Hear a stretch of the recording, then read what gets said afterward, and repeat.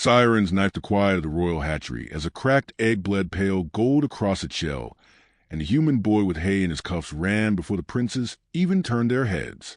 Auto turrets jittered like nervous birds, tracking motion, failing to decide whether the threat was the boy, the shrapnel, or the light leaking from a life that wasn't supposed to be in danger.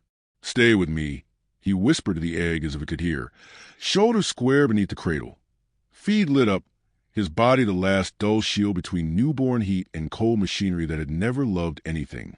Alarms bellowed again, low then high, the pattern for structural failure, not attack, which meant no one outside would rush to save what was inside. The boy tasted coolant, sweet and wrong, and pressed his palm to the fracture. It throbbed like a second heart, not his, and for a beat he almost pulled back because something in the light looked back. "If you'd run here, no blame. Say so, but don't look away." The turret swung to him. Then, inexplicably, past him, sighting down the line of the cradle to the crack itself, as if the egg were a weapon about to fire. That was the first wrongness the court would mention in their broadcast, and it made his knees lock harder under the weight. He slid the lid's edge under the failing brace and breathed, counting the way you do when panic is a door with no handle. Behind mirrored glass, figures shifted, polished armor, hungry eyes, and the boy understood this had been staged to be glorious for someone else. He had resin in his pocket from mending hoof boots. He warmed it with his breath and thumbed it into the hairline fracture, a clumsy stitch against an elegant failure.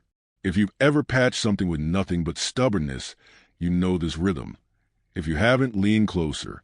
A maintenance drone skittered free of its track and unfolded a cutter, its lens stuttering between his face and the egg like a mind flipping a coin. "No," he told it, the way you tell a frightened mare to put her hooves down, and looped a halter strap through its joint, wrenching until the servos squealed and died. The egg pulsed brighter, then dimmed, and he realized the incubator's heat loop was bleeding into floor. He could keep the shell warm or his hands unburned. Not both. He chose. Flesh hissed. The air smelled like pennies. He didn't swear because the egg was listening. "Breathe with me," he said to it, ridiculous and necessary, and the siren seemed to find that rhythm low-high and out until the world narrowed to warmth, weight, and the honesty of pain you don't run from. A hairline symbol along the cradle rail, worn smooth by 1,000 passings, lit under his burning hand, lines unfurling into a sigil no prince had noticed. The turrets froze. The mirrored glass went dark. If you recognize that mark, remember it. If you didn't, remember that you didn't. A hush fell inside the alarms, the kind that means someone important is listening, not a person, a presence. The boy didn't look up. He pressed closer, cheek to shell. "If you hear me," he said, "I won't move, even if the ceiling comes down." Overhead, something heavy groaned, the sound of a room deciding what it will be after first truth is spoken. Far beyond the hatchery, a deeper klaxon rolled once, a tone the city hadn't heard in a generation, and the floor trembled like the ring itself took a breath. "If you think this ends here, stay. If you choose shield or life, say which and why." The crack flared. The lights bowed along the long spine of the habitat, and in the heartbeat between those two miracles, the sirens changed key. Dawn on the ring comes from 1,000 sun lamps dragging a soft gold tide across the stables, and the boy beats it there, hands already black with pitch from last night's repairs. He moves like someone who has learned not to rattle other people's nerves. Quiet feet, slower breath, tools laid so the clink won't draw eyes that look through him. The wormling mule named Cinder shivers at the shoulder, all knobby knees and baby ember, and he hums a low line until her ears settle and the tiny coal in her throat dims from red to warm orange. He strips a cracked hoof boot, thumbs resin until it loosens, and presses the seam close of the patience that belongs to people who never get applause. The resin takes. He smiles at the boot, not expecting anyone else to notice that a limp won't ruin a prince's picture later today. If you've ever done a perfect job nobody clapped for, you know what he feels like. Tap the moment you remember it and hold it. The rafters creak with the ring's slow flex as gravity nudges a fraction, and he adjusts the stall straps without looking, the way you do when a place in your body have taught each other's habits. A junior overseer strides through, eyes skate past him, and a note gets scrawled about polish on a brass latch while the boy finishes fixing the thing that keeps a living leg from splitting. He swallows the answer no one would hear anyway, shoulders settling into familiar shape of not being seen. Beyond the gate, the parade forms, princes in bright alloy, capes like comet tails, laughter that hits the walls and comes back as echoing permission. He watches from shadow where hay dust turns light into constellations, and for a breath he wants not their crowns but their certainty. The way space seemed to part for them as if they were where the world is going. If you were him, would you step forward or keep your place and watch? Say out loud so you can hear yourself choose. A maintenance crawler pauses at his boots, lens flicking, then edges around as if recognizing him, which is odd because machines don't change their routes for stable boys. He kneels to tighten his plate and finds a faint sigil scratched beneath the grime on his own wrench, a looping mark his fingers know before his eyes do. He wipes it off fast, like a secret that remembered him first, and tucks the wrench deeper into the roll. Cinder noses his sleeve. He whispers a lullaby that shouldn't fit in a place made of steel and policy, and something in the far incubators answers with a pulse so faint he almost calls it imagination. He freezes, counting the beat. Once, twice, a third like the soft knock of a guest who isn't sure they're welcome. If you heard it too, don't explain away. Hold it where you keep the things you aren't ready to say. Footsteps clatter. A prince peels off from parade, alone long enough to be himself, and looks straight at the boy as if they share a joke they've never told. You're in the wrong place, he says kindly, which is somehow worse than cruelty, and then he's gone, cape swallowing the aisle like a door closing. The boy laughs under his breath because maybe he is in the wrong place, and maybe that's the only place that ever tells you the truth. He finishes a hoof, checks the salt licks, runs hands along rails polished by 1,000 unthanked grips, and a hairline pattern glows beneath his thumb like a map waking. The light dies when he blinks, or else it never was, and the rafters creak again in a rhythm that doesn't belong to wood at all. If you caught that, tell the part of you that likes certainty to wait its turn. The first siren of the day coughs, just a test, everyone will say, and the boy looks up anyway, counting the intervals like he always has, like a habit he learned before he had words. Somewhere in a hatchery, Coolant breathes wrong for a single moment, a chill against the back of his neck that finds the place where his old rejection lives and taps it twice. He sets the boot down, wipes his hands, and chooses not to tell anyone yet. Because sometimes the only way to be seen is to be the first one to move. If you were standing beside him, would you go check the sound or wait to see who else hears it? Drop your answer and keep close, because the day is about to decide what kind of story this is. They dress danger in satin for the cameras. Today's test wasn't trial so much as an opera. Princes in glittering alloy pacing their marks, choreographed gasps cued to the drum of hovering lenses that drifted like tame fireflies. The amphitheater hatchery hummed under the ring's false dawn, and a pearl-white practice egg rested on a velvet dais, where everyone could see it and no one could hurt it. The crowd wanted legends. The court wanted ratings. The warden wanted nothing you could counterfeit. From the shadows beneath the upper gantry, the stable boy watched the rehearsal plays out of order. Prince 1, jaw like a blade, leaped the hazard trench on cue. His cape snapped exactly the way the storyboard sketched it. Prince 2 snatched a velvet egg before staged Arkspark could kiss it, flashing a smile that would replay well in a highlight cut. Prince 3 performed a kneeling vow so perfect the drones circled closer, capturing devotion at 120 frames, so the editors could slow it into holiness.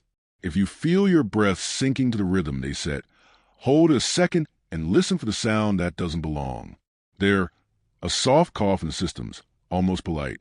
On the far wall, where the real incubator bay sat behind mirrored glass, a single number slid one notch lower on a temperature strip. No prince looked that way. No handler called a halt. The boy's fingers closed around the rail, grease lines his palm lining up with old scratches left by hands like his. He shifted his weight to see past the banner and caught it. The faintest spider vein on an amber shell, a hairline that would not yet show in the feed. The director clapped, and the drones pivoted in a glittering bloom. Bigger, he told Prince 4, who obliged with a roar that felt like thunder until you noticed it didn't move the dust. If you were here, would you tap a shoulder or swallow and wait? Say out loud so you can hear who you are. The boy stepped down one rung. Below, a Choreotech palm control, and the velvet egg's cradle magnetized. The blade, meant to miss by inches, was iron-kissed off its path with hidden ease. Safety disguised as peril. Applause disguised as approval. The boy glanced back at the mirror glass, and for a heartbeat he thought he saw an eye behind it. Not a human iris, but a patient gold that did not blink. Small twist.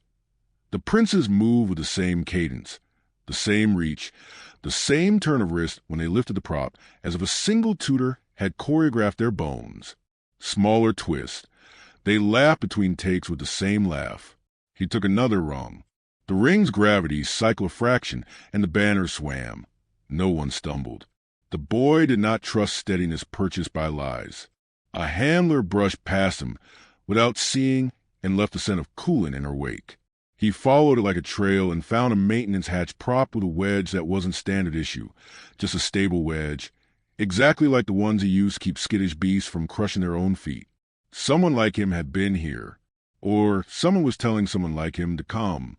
If you caught that, keep it. It will matter when everything else starts lying. On stage, Prince 5 missed by design and earned a gasp. Off stage, the temperature strip blinked another notch lower. The boy slid the wedge free. The hatch exhaled a breath, and a cool draft kissed his ankles like a warning. Overhead, the director called places for final rehearsal. Test begins in 2, and the drones rose into a halo that would make anyone look anointed. The boy looked from halo to mirrored glass to the hairline on the real shell, and made a choice he could not unmake. One step into the hatch. Then another. Don't blink. Don't look away. Would you interrupt the show to save something no one can see yet? Tell yourself now. The sirens have not started. The last quiet moment is already ending. The warden's chamber came alive like a sleeping throat clearing, a subsonic hum rising to the tiles as the fracture on the real egg flower from hairline to living wound, and bled pale warmed into a room built for spectacle, not rescue. Coolant fog kissed the shell with a lover's chill, and the princes, perfect on their marks, stayed on script because the script was safer than truth. A handler's hand hovered over a kill switch that would cut the feed rather than break the pageant, and the boy understood the math of their courage in a single breath. He was not in the story, so he stepped into it. He ducked the velvet dais and crawled beneath the real cradle where the elegant heating loop had failed, the hum of the warden deepening as if a tension had a sound. The floor burned cold, the shell burned hot, and between them he pressed his chest, a furnace of borrowed human heat. "Breathe with me," he told the egg, counting out a pattern that steadied animals and frightened children, and one steadied himself when no one else did. The fog curled back as if shy of his voice, or the idea that someone might love something fragile without asking it to perform. Overhead, Prince 1 lifted the prop egg to applause mapped in advance, while beneath the cradle the boy thumbed soft resin into blooming seam, a clumsy stitch for a holy wound. If you feel the twinge, just shout, "Stop the show." Hold it and ask whether you'd still shout if no one turned to thank you. A turret slewed and sighted the crack. Not the boy, tagging the egg as hazard as a compassion with explosion to fear. That wrongness was the first twist. Small enough to hide in plain sight, sharp enough to cut later when the bloodline secret finally bared its teeth. The mirrored gallery dimmed to black, then returned tinged with gold, and for a heartbeat I looked back, vast, patient, weighing by the way he kept his shoulders between cold machine and warm life. The warden was listening without words, and it changed everything more than a trumpet ever could. He looped a halter strap through a failing brace, made a lever out refusal, and lifted a fraction of the cradle's weight, so the shell could rest against him without grinding its own crack wider. Flesh hissed, breath fogged, and he found out how long 1 minute is when something helpless borrows your heat to survive it. Prince 2 struck a perfect heroic stance with the lenses. The boy ruined his posture to make a better seal with his ribs and did not look up. If you were here, would you hold the weight or wait for permission? Say it inside your mouth and listen to the shape of your answer. A maintenance hatch he'd wedged earlier whispered open on his own, and a ribbon of colder air slid around his ankles, like a warning from a future that was already watching. Somewhere beyond, systems whispered in a language he did not know he knew, and a forgotten glyph on the cradle rail lit under his hand, recognizing him before he recognized himself. That was a second twist in embryo, identity knocking, not yet naming, turning instinct into inheritance and disobedience into the only obedience that mattered. The hum climbed a half-step, a judge leaning forward, not to punish but to witness who would move when the script refused to. The crack brightened and steadied, as if the shell chose to trust his rhythm. The coolant fog thinned to a silver veil. The drones faltered mid-orbit like birds forgetting their flock. He whispered the only vow he could afford, "I won't move, not even if the ceiling comes down." The chamber lights cooled to dawn and crowd sound fell through a trapdoor, leaving the boy and the egg in the listening gold of an unseen gaze. If you're still here, don't blink, because the sirens are about to change key, and the first choice that makes a ruler is the one no one sees. Sealed doors slammed like thunderheads, slicing the hatchery into metal coffins, and the floor lurched as the grab plate stuttered, throwing everyone with perfect posture slightly off balance. Everyone except the boy already under the cradle. He hugged the egg to his chest, his ribs a makeshift incubator, while coolant breathed a winter fog that bit his lungs and jeweled the crack with frost. A maintenance drone uncoiled from the ceiling with a hummingbird's curiosity and a soldier's intent, cutter blooming from his throat like a bad idea finally spoken aloud. "Easy," he told it, "the way you talk a skittish beast down from breaking its own leg." He threaded a halter strap to the cradle's failing brace, braced his feet and hauled. Tension, singing, metal agreeing to be kindled by a small, critical degree. If you were under there, would you pull until the world answered or wait for permission? Say it so you can hear yourself choose. The ruptured heat pipe he'd spotted earlier hissed like an angry kettle. He slashed its insulation with a stall knife and turned its bite into a bomb, redirecting warmth along a loop of cloth he knotted into a spiral. Steam seared his wrists. He did not let go. The egg sighed. No. The pressure around it did, and for one measured breath the frost retrieved from the crack. Above the fog line, the prince's voices braided into disbelief and bravado. "Whole formation," someone barked, as if formation had ever saved anything tender. Drones retasked in a blink. 3, no, 4, swept the bay in a lattice, their sensors stuttering between target and non-combatant as the chamber's logic argued with itself. That was the first twist. The machines were not hunting him. They were hunting movement, not wedded to protection. He stilled everywhere but his heart. Pitch resin. He popped the tin with his teeth, warmed the dollop between blistered fingers, and pressed it into the blooming seam. Resin mapped the fracture like a second skin. Cloth followed, snug as a bandage you trust more than a doctor. The egg's light steadied from frantic to fierce. If you've ever splinted something precious with nothing but patience and borrowed heat, you know this prayer. If you haven't, keep close. It isn't done. The grav hiccuped again, and every metal thing in the room remembered its weight. The cradle groaned. He slid the feed lid between shell and steel, a thin honesty against a hard truth, and became the fulcrum of a physics problem he had no right to solve. The drone lattice dropped to a meter over the floor. He tilted the feed lid just enough to mirror a shimmer of fog. The nearest unit chased a false motion into a dead zone. Second twist. Not every hunter here was loyal to the same author. Somewhere, a protocol wanted him to succeed. A voice, calm, female everywhere, counted down a purge cycle. 5, 4. Not a warning. A test wrapped in a mercy that would kill what he held. He set his burned forearms to the heat pipe again and bought another second of life. 3. A glyph on the cradle rail lit beneath his palm, lines unfurling like an old lullaby remembering its words. A thread of gold stroked his knuckles. Keeper recognized, said no mouth, and the bulkhead seals hiccuped, then seal harder, choosing his side. 2. The drones reoriented in one synchronized twitch toward the mirrored gallery, as if a single order had turned every eye to the people who had never looked down. The boy did not look up. "Breathe with me," he whispered to the egg, and matched the count to a rhythm older than sirens. 1. The purge lights held red. Did you feel that pause? That's the world asking who you are. The floor shivered. The egg tapped once against his sternum like a small fist knocking from the far side of a door. The room took a breath that wasn't the room's. "Override accepted," the calm voice said, softer now, as if speaking to a child. "Proceed, Keeper. Don't blink. Don't move. If you were him, What would you do next? Shore the brace or sprint for the valve? Drop your answer, because the ceiling just decided what kind of story this becomes. The light steadied as if the room itself exhaled, and the warden finally spoke, not to crown the brightest armor, but to name the one act that met the test. Protect the vulnerable at personal cost, witnessed or not, recorded or forgotten. The words moved like tide under the noise, and every lens in the chamber learned the difference between a performance and a promise. "Pass," said the warden, voice everywhere and nowhere at once. And the syllable landed without fanfare, the way truth often does when it knocks and expects you to open without applause. Beneath the cradle, the boy did not straighten or look for the camera. He kept his ribs to the shell and his burned forearms on heat, because mercy is a verb that doesn't pause to pose. The egg answered with a faint, steady tap that no one had scripted, and the chamber microphones, trained for speeches, struggled to capture the sound of life makes when it decides to stay.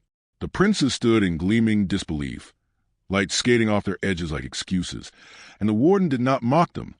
Failure was simply entered into the ledger with a quiet that follows a name misspelled one too many times.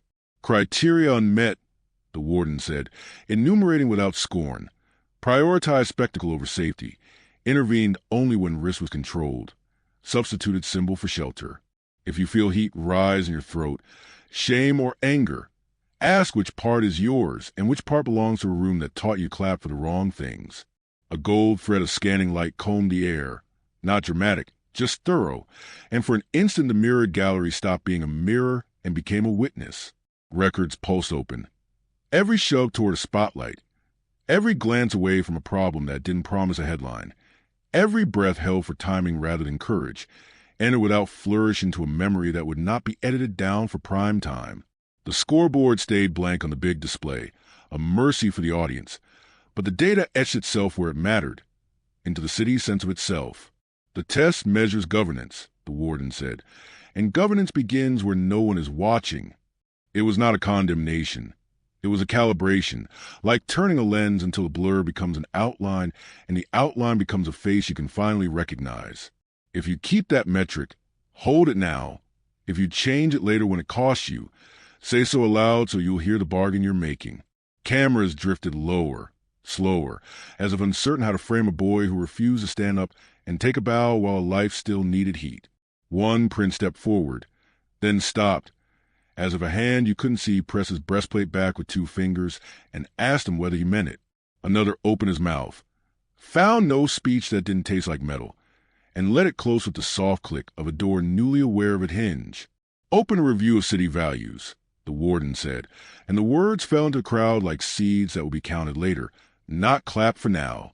"Convene the council, draft safeguards, propose enforcement, set failure costs equal to harm averted. If you would sign your name to such a law, fold your fingers now and feel how they tremble, because hands remember promises better than mouths." A secondary tone, low, almost kind, rolled through the stone and the gold thread brightened, pausing over sigils most had forgotten and some had worked very hard to erase. "Preliminary audits pending," said the voice, not dramatic, just inevitable, and a few faces changed shade without changing expression. The boy stayed with the egg. The room recalibrated around him. The test became a mirror not of courage's costume, but of courage's cost. "Prepare to witness what has always been true," the warden said, not as a threat, as an invitation. The light dimmed by a fraction, the kind of dim that makes you lean forward, and the chamber took on the feel of a story that has decided to tell itself whether you're ready or not. If you're still here, don't blink, because the next thing named will not be a deed, but a history. Lockdown left a hush the sirens couldn't touch, a soft-edged quiet where the boy finally heard his own breath and the tiny sound of the world deciding to keep going. His hands trembled hard enough to rattle the resin tin, pain blooming and fading like distant lightning, and then the egg tapped, once, twice, like knuckles asking to be let in. Warmth brushed his palm. Not heat, but recognition, the hatchling leaning into his skin with the unstudied trust of something that has never been betrayed.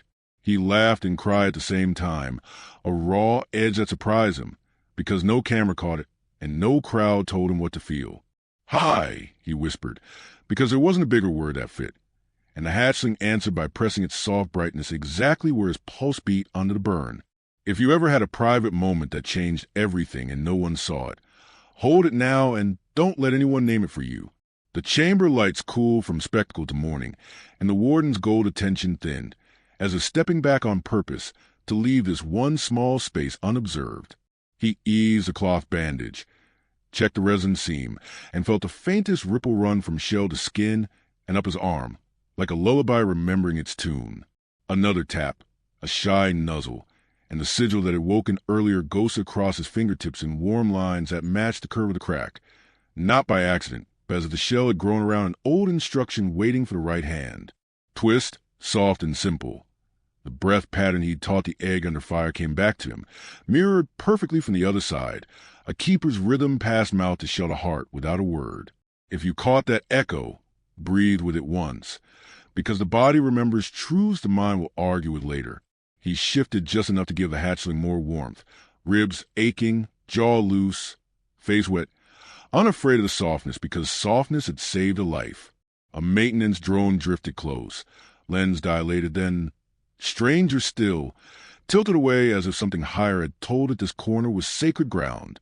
From the mirrored gallery came nothing, not even the itch of being watched, and the boy realized the warden had drawn a curtain, not to hide him, but to spare the hatchling its first breath as anyone's content. If you'd have done the same, remember it when the city asked for a repeat, but bigger, louder, brighter. The ring structure exhaled, a long metallic sigh he'd known since he was small, and dust motes turned to constellations over the cradle, briefly shaping the same looping mark that slept in his palm. He set his forehead to the shell, gentle as a promise, and the hatchling pressed back, a benediction of warmth that steadied the tremor in his bones. He believed it then, not just that he'd been right to break the script, but that he'd been required. A key cut to a lock he hadn't known waited for him. If you were him, would you tell this to anyone or keep it until it could stand on its own? Say it inside your mouth so you can hear the shape of your answer. He whispered a name he did not remember learning, and the shell brightened at the sound as if the syllables fit a door the world had forgotten. Far away, a single chime rang, public tone, ceremonial, the kind that calls the city to look up, and he felt the floor change, a subtle readiness in the stone. The hatchling nuzzled once more and stilled, listening too, and the boy understood the moment was over because the next one had arrived. If you're still here, don't blink. The lights along the habitat spine are about to bow, and a private vow is about to collide with a public world. He wiped his face with the back of his wrist, kept one palm on the shell, and lifted his head toward the sound of doors unlocking. The announcement arrived without trumpet or drum, a simple chord under the skin of the chamber as the warden said, "Audit released," and every mirrored panel became a window into truth. Helixes unfurled in gold light, threaded with signatures a cord had trained itself not to see, and beside each prints the image of another man assembled from archive blood. Jawline identical, wrist bone curve repeating like a song you can't stop humming once someone sings the first bar. Lineage, Warlord Isk. The voice said, calm as a librarian, and the word warlord fell into hush like a stone dropped into a well with no bottom. Trait set, sanctioning cruelty when expedient, masked by ritual, the audit added. And the air tasted subtly of metal, and old Fear's households saw themselves reflected not as heroes, but as heirs to a program designed to confuse theater with virtue. If this is a smear, one lore began, only to falter when the warden placed a childhood laugh from Prince One next to an old recording of Isk at 18. Both boys turned their heads to the same angle, late joy cropping to the same sharp edge. Cloning confirmed, the voice said untroubled, like a doctor naming a bone you already knew was broken and were hoping to call bruised. Across the floor, handlers reached for switches that would cut the feed rather than let the city watch its reflection learn it was not what it posted, and those switches stayed cold under their fingers. Audit visibility locked open, the warden said. Not cruel, just thorough, and the cameras shifted as if embarrassed they had been pointed the wrong way all morning. Beneath the cradle, the boy did what he'd been doing since before anyone decided his act was a story. He kept his ribs warm against the shell and his burned forearms steady where heat met need. Past criteria reiterated. The warden continued, and the words threaded across the chamber like a plumb line. Protect the vulnerable at personal cost, witnessed or not, recorded or forgotten. For the clones of Isk, the voice said, and no one corrected the plural. This test is designed to reject your bloodline forever until a generation bears traits that do not encode harm as policy. The sentence did not gloat. It calibrated, and the prince's armor dulled by a shade, as if honesty had scuffed the polish-off spectacle. If you feel the urge to shout that the past is not the present, hold that thought and ask whether your house ever called paying a price worth paying so long as it was paid by someone else. The households felt in their throats. The moment you realize your pageantry can't hack the metric, because the metric is a life you didn't cushion when no one was watching. Prince 2 stepped forward as if to argue DNA with a sword, then stopped when the audit overlaid his victory poses with ISK's campaign footage. Frames aligning like palm lines, different wars, same choreography. No ridicule recorded, the warden said, and the ledger accepted each failure the way winter accepts leaves, without anger and without negotiation. A smaller twist slid in beneath the roar. Among the gene maps, a faint watermark repeated, a signature from the same lab stamped into the prince's marrow and into the city's breeding permits from 20 years ago. Someone had made sure the future arrived wearing yesterday's teeth. Succession recalculated, the warden said, and the word didn't point to a throne so much as a burden placed where it would not break what it was meant to carry. Lenses turned, slow and almost shy, toward the boy with no house and no name the court knew, and every algorithm in the room updated to a truth it had not been coded to expect. If you would argue that rules are rules, ask yourself whether rules written by harm should govern the hands that hold newborn light. If you'd overturn the table, note who stars when you do. Open review of city values, the warden said again, this time like a bell rung in a storm, and 100 private plans died quiet deaths inside 100 bright breastplates. Somewhere under the stone, deep infrastructure shifted. Permissions rekeyed, access rerouted, and a few powerful faces smiled too quickly, proof they were already calculating a new script to sell the old wound. The boy touched the shell with 2 fingers, and the hatchling pressed back, a benediction small as a breath and heavy as a verdict. He didn't look up to catch the moment the city first saw him. He listened to quiet truth that had been talking to him since before the sirens, because the next sound in the chamber would be a door opening or a weapon drawn, and either way it would call his name. The boy's palm slid along the hatchery rail, and the metal answered with light, slow at first like dawn over old stone, then in a rush of symbols lifting from sleep into speech. Lines braided themselves into a sigil his skin already knew, looping and nodding with the same cadence as the lullaby he'd hummed, without knowing why since he could remember having a throat. The chamber dimmed everywhere but here, as if the warden's attention stepped back to give the small miracle enough shadow to be seen. If you recognize the pattern before his mind did, hold it. Your hands know things your name has not been allowed to keep. A thread of gold ran from symbol to symbol, unlocking panels that had been only decoration of princes and set dressing to cameras, but were in fact doors in a language carved into the ring long before the court learned to bow.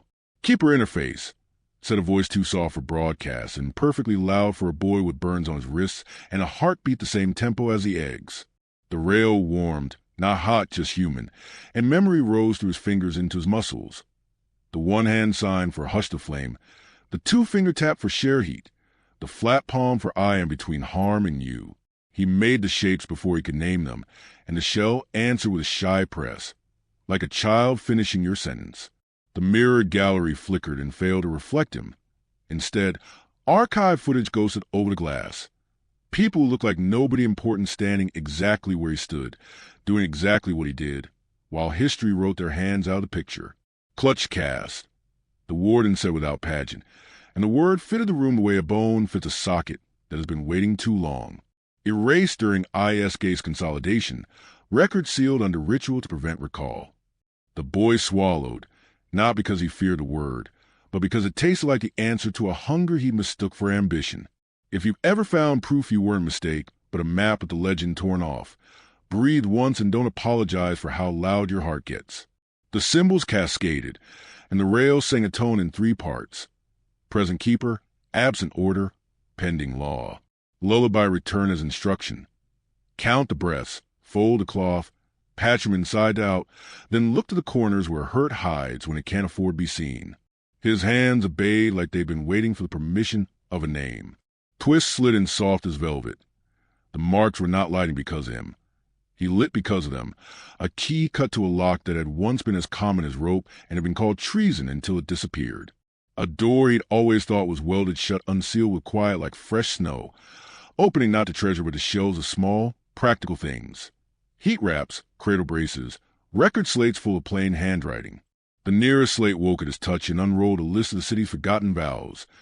No child unattended in a storm, no clutch unguarded in a feast, no law passed that starved a mouth to polish a crown. If you had signed those, remember how you felt when they were read like a grocery list and not a prophecy. In the amphitheater behind him, households hissed like tea on iron, realizing a nameless boy's instinct was inheritance, and inheritance wasn't theirs. The warden did not gloat, it calibrated. Keeper recognized. The voice said, authority routed for matters of life protection, hatchery protocol, and first law advisement. A quiet weight settled on his shoulders that did not feel like a yoke. It felt like a coat that finally fit. He signed, hushed the flame. Share heat. I am between, and the egg answered, and the rail brightened until it matched the shell's glow. A final symbol rose. One the footage never showed because the footage always cut away here at the moment law begins in the smallest room. Awaiting Keeper's first law. The system said, doors across the hatchery thudding open in a pattern like a heartbeat heard from far away. If you were him, would you name a law for the few or for the small? Speak it in your mouth and hold on your tongue, because the next sound in the stone is the city asking for your voice. The ring bowed its lights along the habitat's spine, a cascading needle of gold that rarely happened and never for someone like a boy who still smelled of hay and resin, and the crowd surged with a roar that felt like weather changing its mind. Each segment dimmed for a heartbeat and then brightened as if the city itself were nodding once, twice, thrice, acknowledging not the brightest armor but the warmest hands. He stepped into the open because there was nowhere else left to stand, skin stung raw where heat had taken its due, and every lens in the chamber learned how to frame a person who had refused to pose while life needed heat. If you've ever wanted the world to see the right thing for the right reason, breathe and keep your eyes up, because the room is deciding what it will remember. Jealous houses whispered like silk tearing, praise overlaid with inventory, mouths smiling while fingers counted what this honor cost them and how quickly they might sell a cheaper version. A lord's aide flicked a message to a rival, chin tilted at a courtly angle, and the reply came back too fast. Proof that contingency was an entire language some people spoke without moving their lips. On the balcony, a child on a parent's shoulders raised a paper drawing of a dragon egg with a bandage on it, and the sunlight through the paper turned the bandage into a bright square of hope. If you felt your chest shift at that, keep it, because symbols become laws when enough hands hold them steady. Advocate for the young, said the warden, voice low but room wide, and titles that had once meant crowns suddenly meant obligations you could not delegate. The boy tried to stand still, and found stillness was a new muscle, one that trembled when the floor of your life rose by a full tier without asking your knees whether they were ready. He did not bow, because he had nothing in him that belonged to choreographers anymore. He nodded once to the hatchery, once to the child with the paper, once to the place where the sigils had woken in his palm. If you would have bowed, say why. If you would not, say what you'll carry instead. A soft twist slid through the celebration. The ring's lights bowed again, not in the public cadence, but in a quiet pattern visible only if you had learned to count breaths. Keeper's code, fold, hold, the old welcome woven into infrastructure and overlooked by anyone who didn't grow up listening to machines breathe. In the rafters, a drone switched off its spotlight and hovered in the penumbra like a guard dog deciding to become a companion, and the shadow it left made the boy easier to see. The mirrored gallery reflected not the princes but the crowd. Faces turned from stage to stables, attention rekeyed in a way marketing would never have dared to ask for. If you were here, would you look up or look down? Answer and keep the answer, because the next vote won't be counted in ballots, but in which way your eyes go first. The warden lifted a hand without a body, and data unfurled like prayer flags.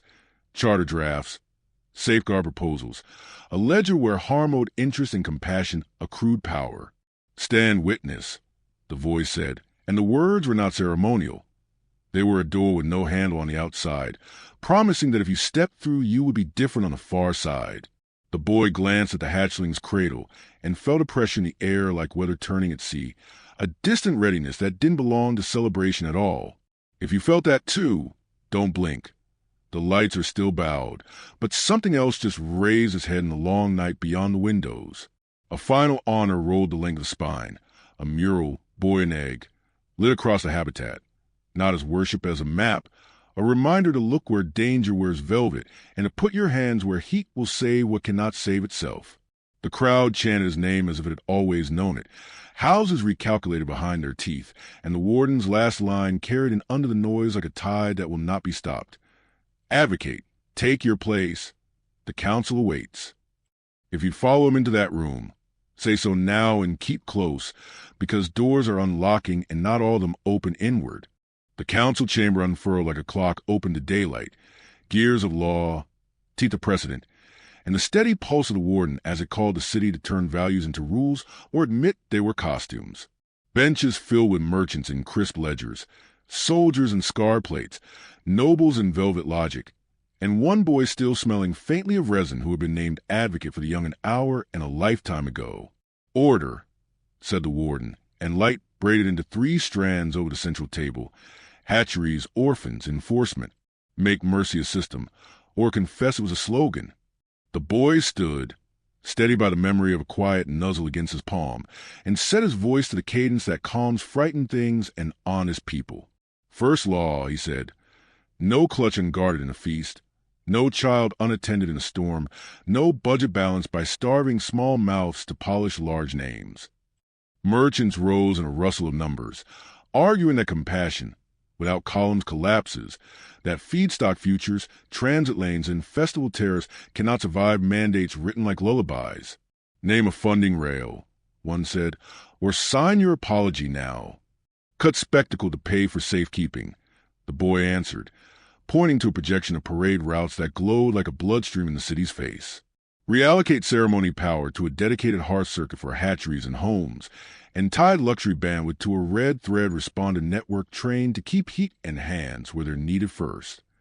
Soldiers wanted readiness clauses, eyes on the long night beyond the ring, afraid that every loaf given now might be a shell we can't fire later. Right thresholds, the captain said, or we will all be brave and unprepared. Thresholds, yes, the boy said, but written by need not fear, reserve ratios tied to defense alerts, escalation paths that lift aid without starving shield, and audits you can't edit for ratings. He did not look away from the captain's worry, because worry is a kind of love with armor on. Nobles appealed to tradition, elevating old phrases until they rang like bells that no longer called anyone to safety. The warden lowered a ledger from the past, and a twist slid free.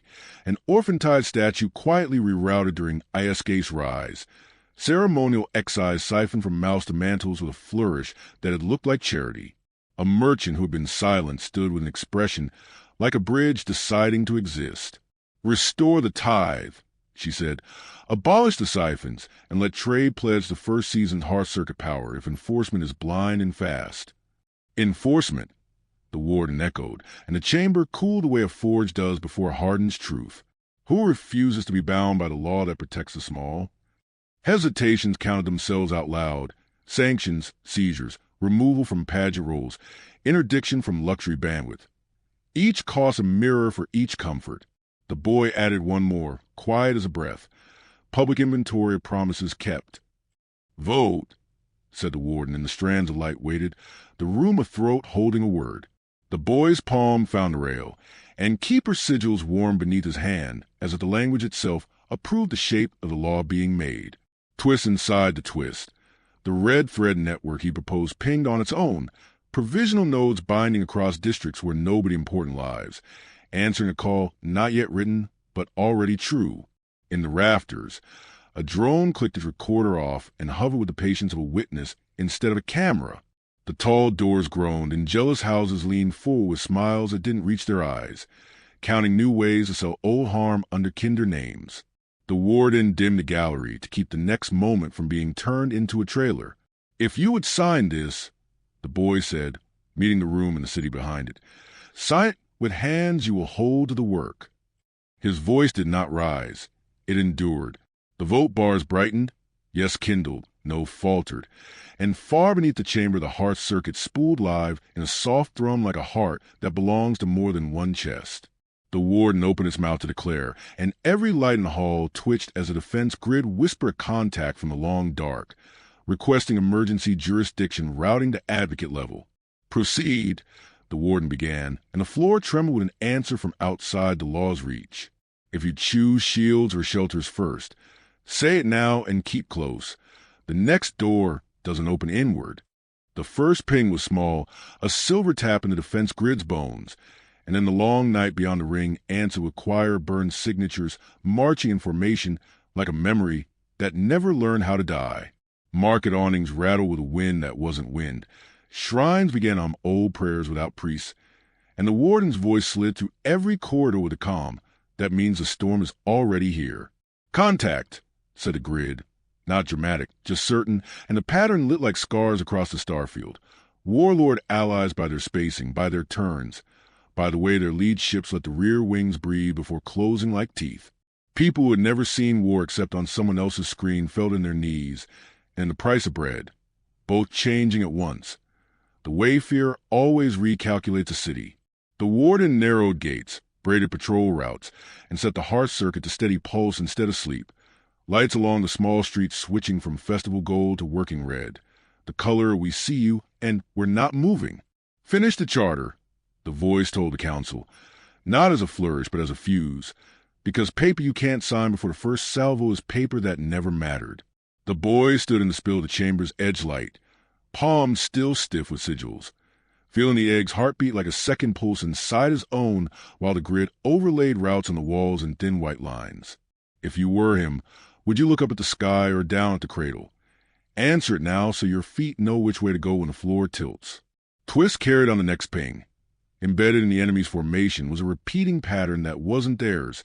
3 soft tones between hard notes, a secret handshake borrowed from the ring's old rescue beacons.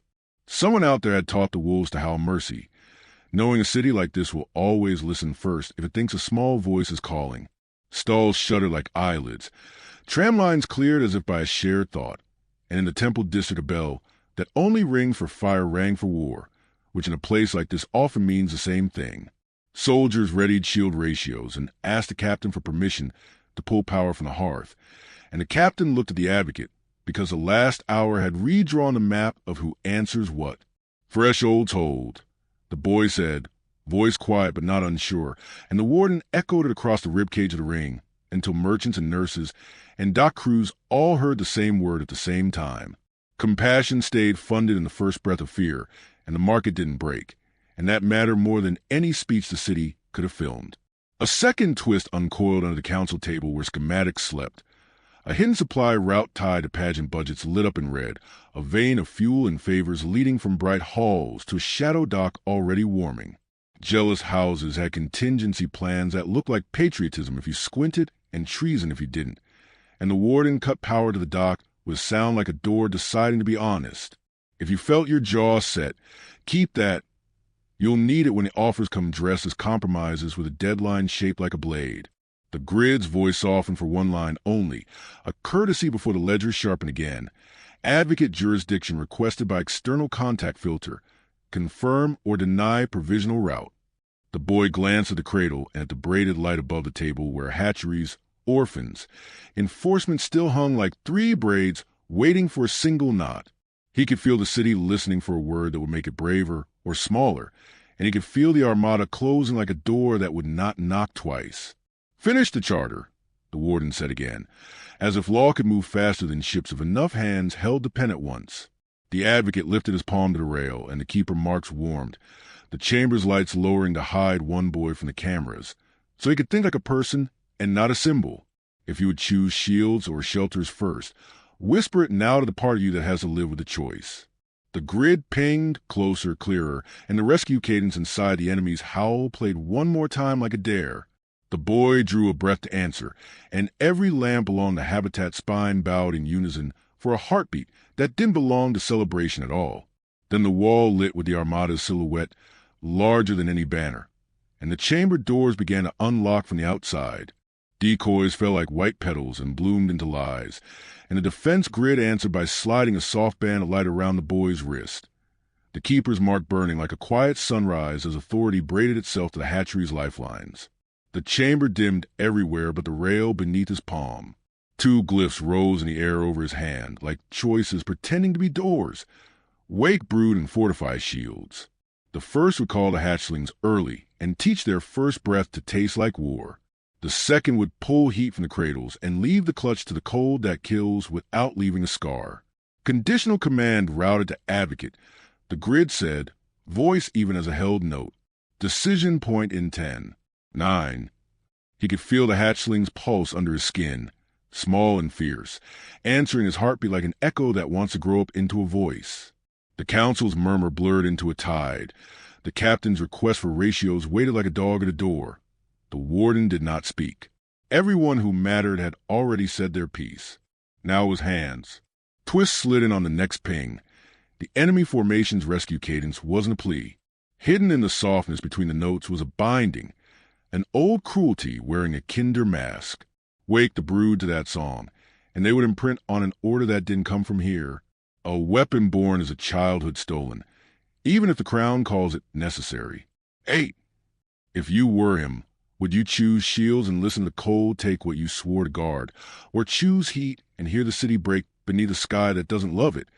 Say it now so your feet know what to do when your mouth runs out of words. He lifted his palm. The keeper's sigils flared and unfurled a third diagram he had not asked for, not a button but a braid, thin as a promise. Share heat. The hearth circuit answered with a low hum, like hands across 1,000 rooms turning inward. A path appeared that didn't exist yesterday. Citizen lamps dimmed to shade, pageant towers darkened by half, luxury bandwidth throttled to a whisper, heat and power braided away from spectacle and toward shelters and shields in a loop that kept hatchery cores alive.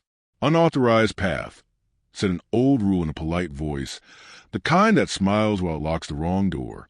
Charter pending, said the warden, not intervening, only naming the weather. Authority bound to keep her for lifeline decisions. A prince stepped forward, command chip glowing like a vain star, and the grid refused him without malice. Another tried to seize the alarm cadence, and was ignored as if he were a bell no one rang anymore. The boy's burned forearms sang with memory. Hush the flame, share heat, I'm between harm and you. 7. Twist within the twist. The share heat braid could hold the clutch in the first shield layer, but only if the city answered. This wasn't a lever, it was a chorus. The red thread network he proposed at council lit up across the poorest districts first, house lamps dimming. Kitchens easing to low, neighbors tapping yes with knuckles on pipes. A child's paper lantern winked once and stayed lit. 6. 5. If you would give up a little light to keep a lot alive, say yes in your chest and don't wait to be asked. He raised his wrist to the command seal. The glyphs hung like breath in winter. Wake brood flickered, hungry. Fortify shields glowed, cold. Share heat steadied, thin and stubborn, the kind of path made by many feet. 4. He looked at the cradle. The hatchling tapped once, twice. Fold, fold, hold. The old welcome returned as instruction. He looked up at the wall where the armada's silhouette fattened like a storm that has already chosen where to fall. 3. Advocate. The grid said, softer now. Jurisdiction confirmation required. He set his palm. Keeper accepts. 2. Route by braid, he said, voice low but not unsure. No brood to battle. Shield by share. Lock siphons. Cut pageant. Bind enforcement to the first small cry. 1. If you think this can hold, stay. If you think it can't, stay anyway and lend a little light. Execute, the boy said. The lights along the habitat spine bowed as one. And the enemy answered by firing, a white mark crossing the long night toward him like a thrown bone meant for a throat. The chamber doors unlocked from the outside. The mural on the spine flickered. Somewhere deep in the ring a breaker chose a side. Then everything moved. The shell split with a soft sound like wet paper tearing, and light breathed out, warm, not blinding, the kind of glow that finds your skin and decides to stay. The hatchling's muzzle edged through first, tasting the air, but its eyes searched uncertain until they found the boy's burned forearms and the pulse where his wrist met the rail. It leaned into that small human thrum, as if it had been looking for it all its life, and only just remembered that life had begun. Hi! he said, because there wasn't a bigger word that wouldn't scare it. And the hatchling answered by pressing its brow to his palm, a living thread of gratitude nodding tight and clean. If you've ever needed one quiet yes to make every risk worth it, hold this one and don't let anyone name it for you.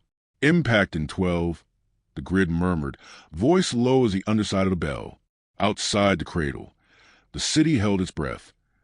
Even the drones drifted wider, learning, for once, how not to interrupt the first moment. He eased a resin bandage away as the hatchling wriggled free. Slick as a secret, a little shaking furnace trying to figure out what a body is for. He cupped it close, ribs a familiar wall, heat balanced between his skin and its small blaze. The cracked seam he'd splinted shone like a moonlit river along the shell halves. Not a flaw now, but a map of the exact place where Mercy had decided to be a door. Impact in 11. A ripple moved under his fingers, breath, heart breath, then something else. The fold-hold pattern returning from the hatchling to his hand, the lullaby he'd used becoming instruction from the other side. Twist. He hadn't taught it. He'd remembered it with his mouth while it remembered with its bones. If you caught that, breathe with them once, because your body understands truths your news feed will argue with later. I'm going to give you a name, he whispered, and the rail warmed under his palm as if this, too, belonged to the work. Names had always been locks and bridges here, and this one needed to be both. He tried the shape of a few and shook his head, then landed on the one that felt like the right kind of weight. Ember. The hatchling chirred, soft lightning on his skin, as if something ancient had nodded from a long way off. Impact in 10. He set 2 fingers to its brow and swore the keeper's vow the sigils had poured back into his muscles. I am between harm and you. My heat is yours. Your breath is ours. I will choose the law that keeps the smallest first. If you would sign that with your hands, say yes inside your mouth and feel the shape of the word. Far above, the lights along the spine bowed once, not as a spectacle this time, but as a witness.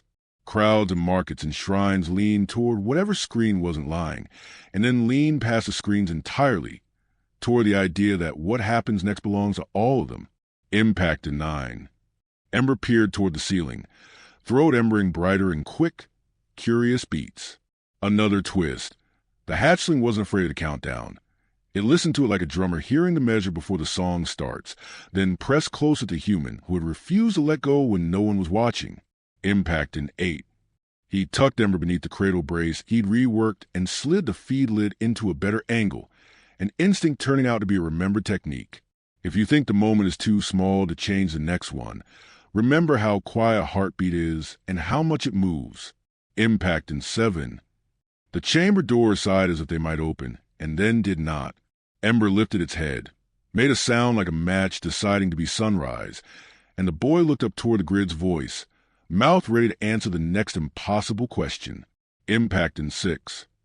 The Armada's signature spiked like a heartbeat hitting panic, and the boy lifted his hand over the command seal, palm burning with keeper sigils that remembered vows older than any throne.